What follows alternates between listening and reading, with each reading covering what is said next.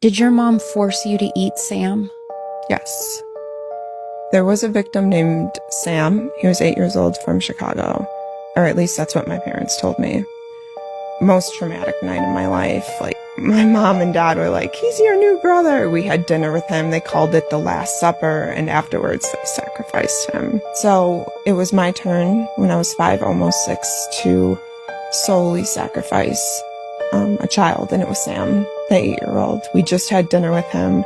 I love Sam. I'll never stop loving Sam, and I'll never betray Sam. I think that he's a big reason why I'm here today recovering, because it was such a traumatic memory that I've held on. But during that ritual, we had dinner with Sam, and I thought he was my new brother, and I was so excited because I'm like, this 8-year-old's gonna save my broken family. And after the ritual, things changed pretty quick. Roles in my family changed throughout the years. For example, my older sister started to graduate towards the cleanup role, which was my father's role. So during the exact ritual itself, my older sister wasn't there. I remember me on the right, my younger sister on the left. My mom was behind me, and she gave me a knife for my right hand, and she told me to do it to Sam. I wouldn't. I couldn't.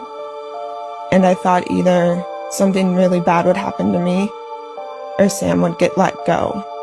So there was a lot of communication in this ritual. My mom was saying, you have to do it, you have to do it. And like I said, she always had this sense of urgency. She was just getting so mad at me. And I thought she would take my hand and make me do it myself. And that's not what happened. She gave it to somebody else who looked very disassociated and did it themselves. Did your mom force you to eat Sam? Yes. That was my consequence for not sacrificing Sam. And it wasn't the first time I was fed human flesh. Thankfully, my mother cooked it. I've heard of other stories where they don't.